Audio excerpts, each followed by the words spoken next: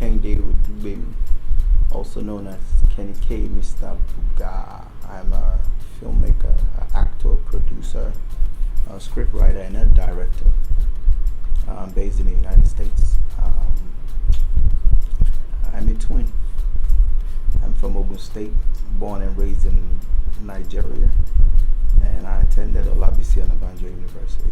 I studied banking and finance.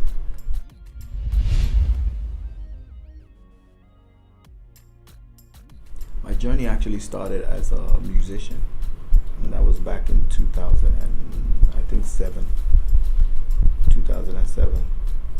So I used to sing, here and there, but as soon as I kicked off that that career, I left Nigeria. So I was singing when I got to the United States. So I did that for a couple of years. It was good. I had a crew called the Buga Crew. Yeah. I have a video titled, I have a song titled Bugawo. And it's videos on YouTube. I did a song titled Nigerian Girl. Ojoro, Bifumi. I have a new one the latest one that I did was in 2017 when I came to Nigeria. It's titled Enemies Ota. So, that's where it all started from. I was actually managing an actress called She Baby. So she's the one who really opened the way for me to get into music and all of that. So yeah, that's how it all started. And then I slowed down in 2017, and then 2019 I'd actually featured in like a couple of movies back in 2008. I think I was in Benin to Lagos, and a movie called Akpanimayoda, produced by She Baby. Benin to Lagos was by Mr. Latin. So in 2019, I joined Tampan USA, the Association of Yoruba Nollywood Actors and whatever in the United States. So I joined them, and that's how I moved into Overdrive. So everything just started going fast. And before I knew it, I became a producer. Before I knew it, I started directing. Before I knew it, I started writing scripts and all of that. So that's how it's been.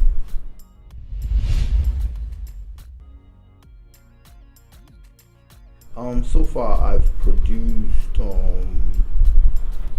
completely two movies. Like completely two movies. The first one was last year. That's titled Ola and Ola the Smith.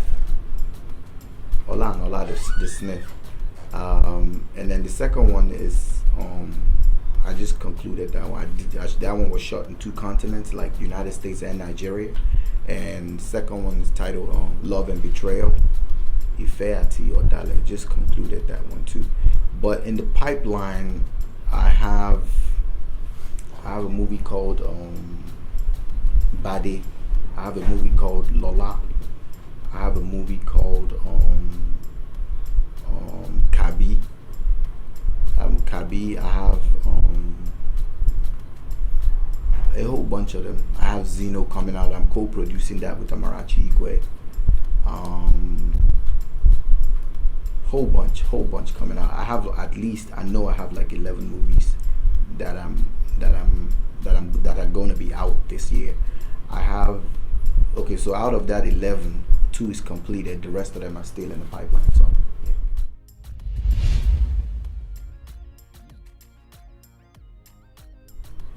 Me being able to do this has always been my dream.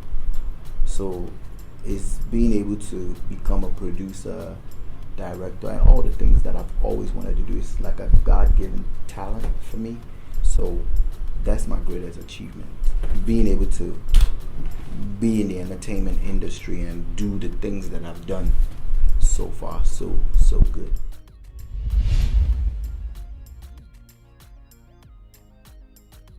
It's a lot. The number one thing is finances. Without money, you can't really do a lot. You might have ideas. You might have a whole lot of stuff. You might even have the connection.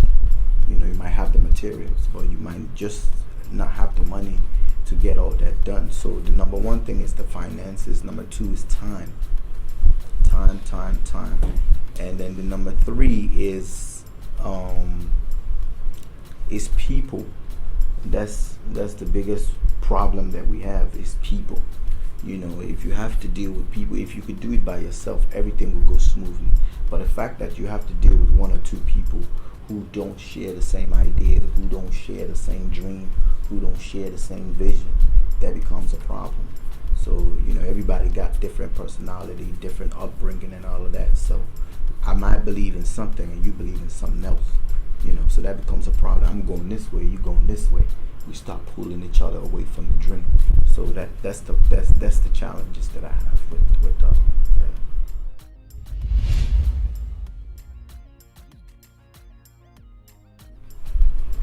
Unfortunately, yeah, that's true. I mean, I wouldn't say it's unfortunate. It just is what it is, because like I was when I was on my location shooting Love and Betrayal, there was a girl. She's continuity person. She's so good at that stuff. I just wanted to employ her. I swear. I felt like I should just take her to the United States because she's gonna make a lot of money. So now this is why.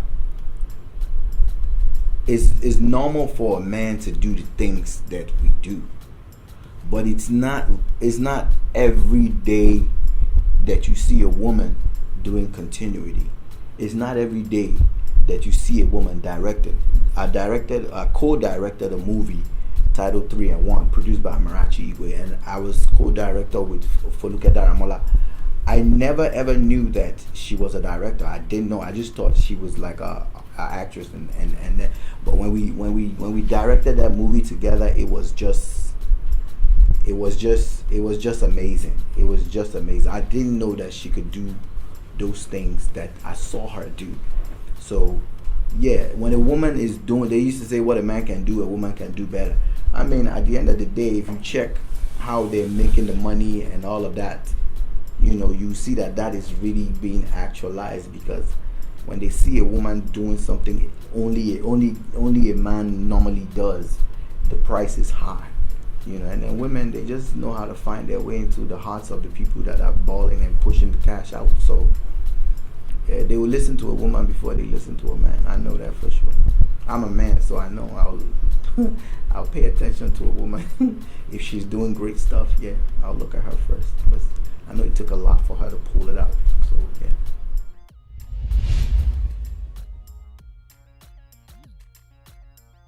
I'm gonna tell you this, as a script writer, right? I have I'm telling you, like, at least twice a month somebody's calling me saying I have this story, I need it scripted and all of that stuff. At least twice a month. If I pull my laptop up, that's why I always go around with my laptop, because every time I have an idea, I just type stuff down. So I have a lot of storylines, synopsis here and there. So it's constant. It's really, really constant. At least twice a month, somebody call me and say, yeah, I need you to put this script together for me, or I have this story. I mean, as a matter of fact, this morning when we was coming in the car, my twin brother said he had a dream, and he told me, I have a movie for you. You know, and he told me the dream and everything, and straight up I converted in the movie. My PA was telling me, I know Kenny's already cooking up something in his head. So that's how constant stuff be coming.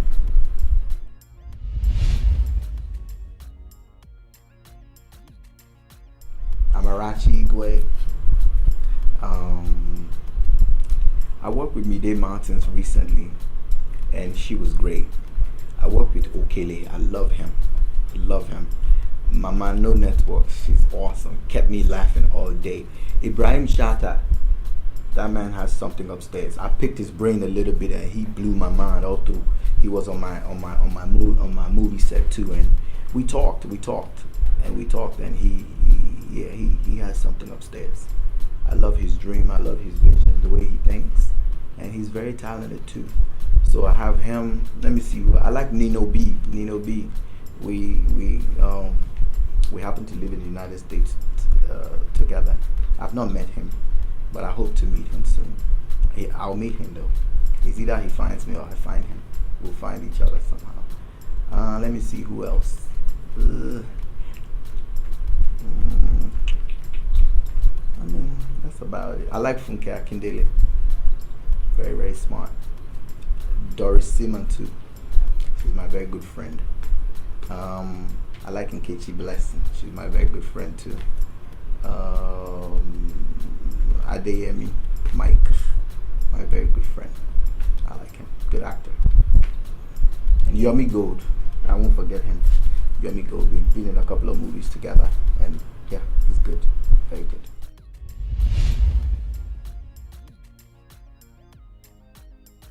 Since I came in the country, I didn't have any problem with any of them. Nothing. Only problem they have is time. They don't keep the time. I mean, all of us do it. The traffic in Lagos is crazy. I mean, in Nigeria, period, it's crazy. So, but yeah, I don't have any problem with them because, you know, I think they tend to respect me because I come from the United States. I don't know why. But I mean, there's really nothing I do that they cannot do. I know most of them do even way better than what I do. So, but yeah, they respect me, I respect them, and we work fine, perfectly. I don't have any problems with them. I don't know if they have problems amongst themselves, but they don't. It doesn't come close to me. So.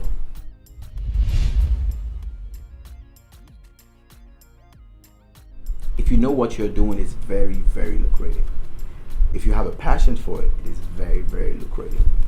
If you train yourself for it, it's very, very lucrative. But if you're just one of those people that wants to be seen in front of the camera, you're not going to go anywhere. But if you know what you're doing, believe me, if you put your heart to it and you do what you need to do to upgrade yourself and just take it a little step higher, you will make the money. Because my friend Nkechi Blessing, she nails endorsements every day. I have another friend, Omoboti, Biodun Okeowo. She nails endorsements every day, every time.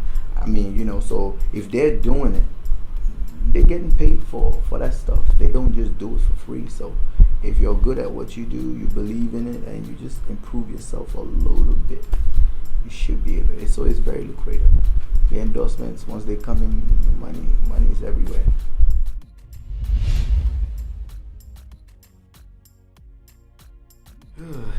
First of all, they need to stop this bullshit. I don't like to hear that.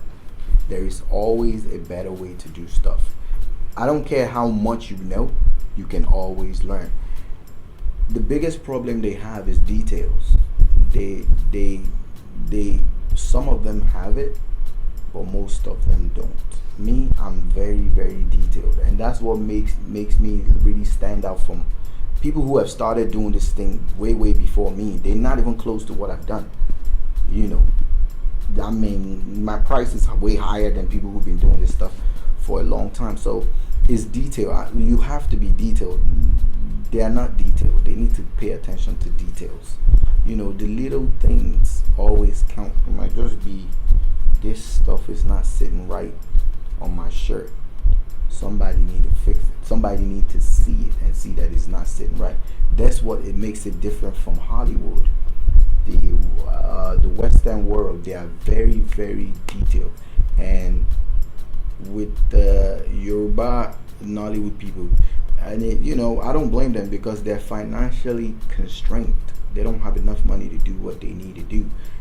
If they have one person doing continuity, the same person holding the microphone and all of that stuff. So if they pay attention to details, I think it will be way better. And then probably they need to spend a little more money.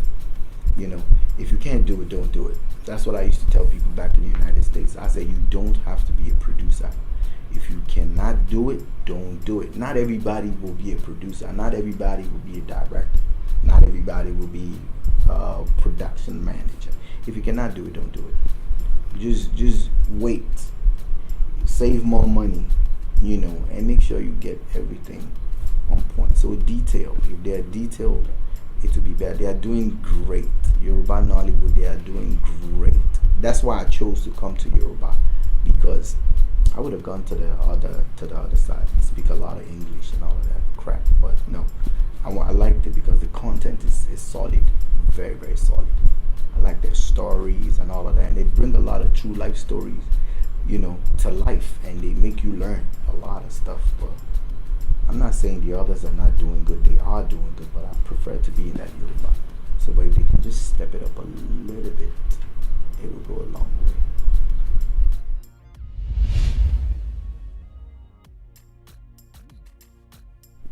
just like I said earlier, Yoruba producer will just bring you a little money, and we always make it work.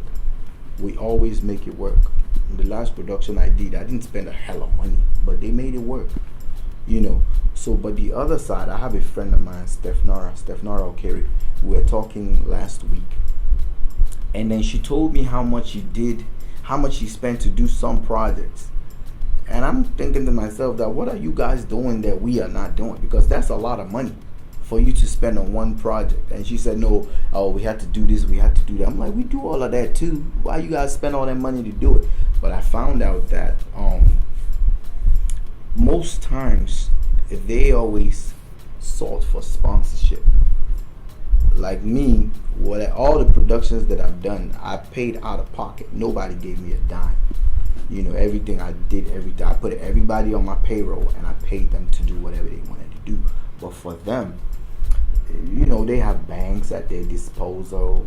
They have these politicians at their disposal, and they'll kick out the money, no matter how much it is. They'll push it out, and So I think that's the major thing, because they always take stuff a step further.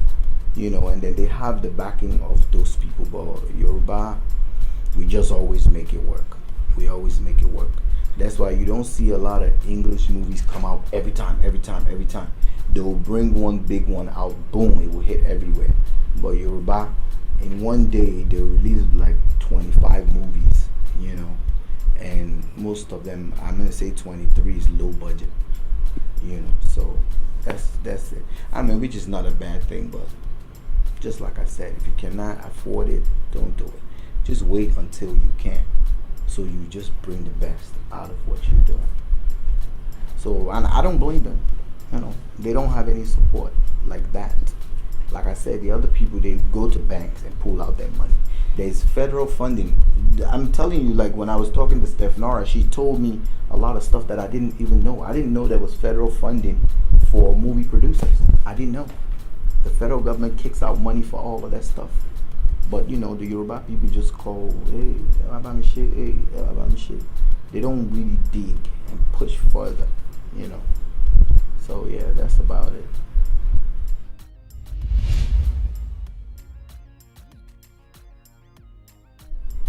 No, I'm a very, very calm person. I'm not a noise maker. I keep to myself. When I'm on set, I'm about the business. I don't take things personal. I don't attach sentiments to anything. I'm about the job. Once we're doing a job, we're here for one goal, to make a movie. If we're not making a movie, we shouldn't be there. That's mine. So if you come there to do something else, you shouldn't be there. So I don't think I've ever had any problem with anybody. The only thing that you see when I'm directing, when they stop playing around, I stop being tough. That's it. We'll play, we'll laugh, but it doesn't escalate to, oh, you crazy, or you none of that. I'll just be like, okay, we're filming now, and everybody shut up. So yeah, no, I've never had any problem with anybody on set. Never.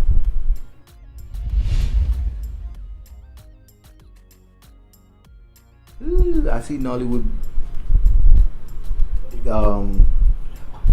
I see Nollywood picking up to Hollywood. Yeah, I see Nollywood going above Bollywood.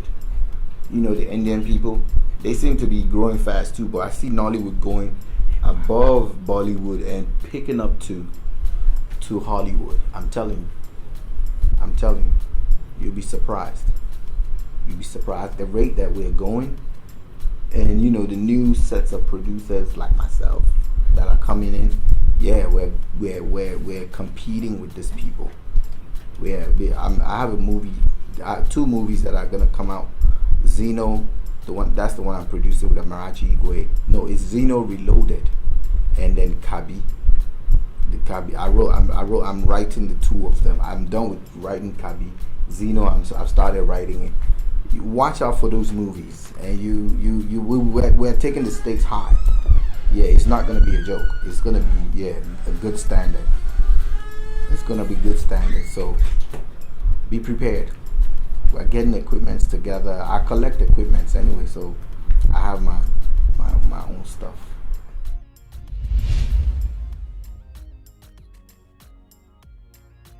I need hand sanitizer because sitting on this chair alone, I'm scared now. There's a lot of misinformation going around. People think that, first of all, people going around with a face mask, it raises panic for no reason.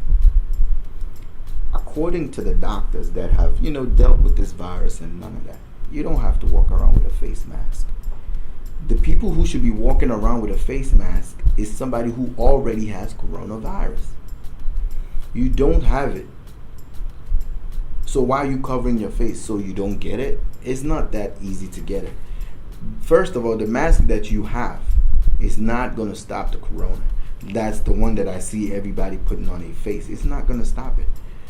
The mask that can stop the coronavirus is the mask that they use in the OR, in the operating room, when they perform surgery. And you can barely breathe from that mask. If you wear it for too long, you'll be out of breath. You'll be out of actual air that you need for your lungs and your heart to function. So I don't know why somebody would want to wear that all over the place. The only thing they tell people is stay at a safe distance away from anybody that is coughing. Wash your hands for at least 20 seconds every now and then. Every time you touch something that you feel that is unsanitary, just wash your hands. Hygiene is the number one way to prevent it. But you wearing a mask all over the place, you look stupid as far as I'm concerned. You look like you sick yourself. So yeah, corona, it will go away, I promise you. It's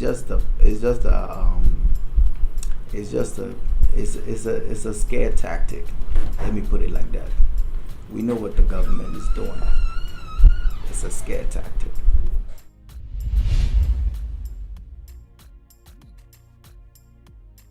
There's no comparison. I've been on a movie set abroad, right? There's a movie coming out in March. It's not a Nollywood movie.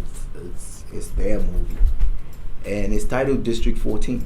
I was in that movie. I actually played 2 roles in that movie. They double casted me for that movie. One of them I had my hair down. The other one I had my hair covered. It's an action movie. It's a movie about U.S. Marine, and we shot that movie for 10 months. 10 straight months. We shot that movie for 10 months. And if you come to Nigeria, they will shoot a movie for 3 days. Can you compare that? You cannot. When we're on the movie set of District 14, we have like 50 or 60 people on that set that are working besides the actors. And then when we come here, we have the cameraman. Probably let me say they use 2 cameras, 2 cameramans, 1 production manager, 1 continuity, and the director, and the sound man. That's 6 crew. Okay, probably the set designer, makeup. Give or take, I have a whole crew. I can count them on my 2 hands. They're less than 10. How are you going to compare that to 50 people? It's nothing to compare. So the Hollywood movies, they go an extra mile. They don't film in your neighborhood. They film in a film village. In a film village. I was speaking with Nee Johnson. Maybe you know him, Nollywood Actor, and we were talking about, you know what? Let me not let the cat out the bag. But we're talking about stuff like that. So in the American movies, they don't just come to your neighborhood and film, except they have to. They have a film village where they build the set. If they want a mansion, they will build the mansion. If they want to destroy cars, they will build a car and destroy it. I've never seen a car being destroyed in Nollywood movies. We need to get to that stage. So it's different. I mean, our movies, they can't even get the blood right. The blood, just blood, just blood, just blood. I'm not criticizing anybody, but we can do better. I know we can do better. When I'm getting ready for a movie, I Google stuff. I have to purchase blood. The last movie I directed, 3-in-1 with Look at That, we have to go buy blood. We have to get guns. We have to get, we're not using this guns that look like toys. We're using guns that feel and sound like the real deal. And then abroad, when they're trying to shoot a movie, they will train the actors for 3-4 months. Over here, they'll just say, okay, she looks like she can do it. He looks like, nah. So that's where I'm graduating to. Like my movies that I'm about to do when I get back to the United States, I already have videos of the training that I'm gonna put the cash through for them to be able to do that movie. So everybody has to go through that training. Everybody. If you want to be on that set, you have to get that training, because I don't want anybody to criticize myself. If you're gonna criticize myself, tell me I don't have enough clothes on or something. Not I didn't get this right. So you can't really compare it. We're getting there, but nah, we're not getting it yet. We're not. Maybe in a couple of years. Like I said, with people like me, when we start to kick off, they'll see different stuff. A whole lot of different stuff.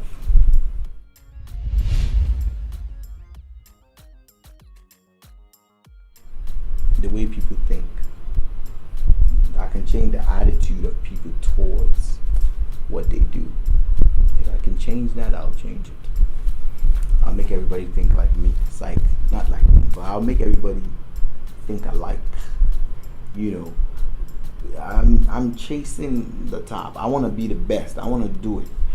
Kudos to people like Kunle Afolayan. He's getting there. That's the man that everybody should just be looking at. Because he's trying to, he's getting there. He's getting there. They are doing great things, big things. So yeah, if I can change the mindset of people, I'll do that. That's what I want to change, the mindset.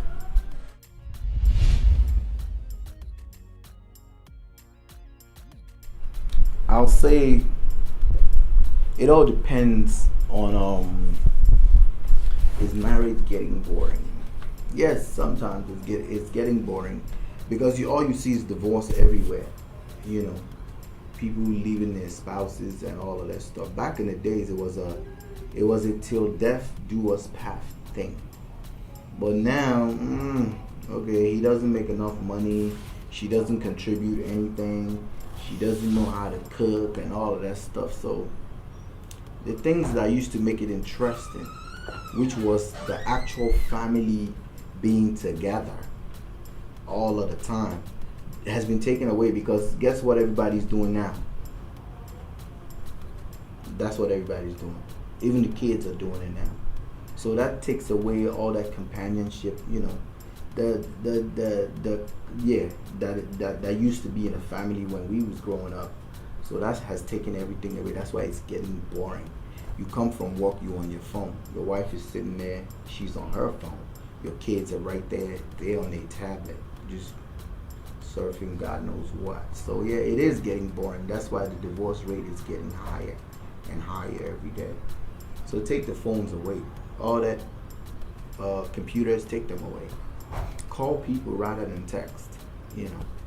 Now you don't want to call. I'm equally guilty. People don't want to call each other, but they just text. Even they'll rather leave a voice note than to call. So, and the voice goes a long way, because text can be deceiving. So yeah, marriage got boring. Broadway TV.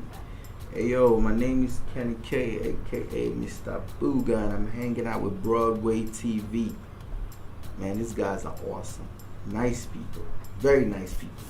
Keep watching Broadway TV. You better come to America soon.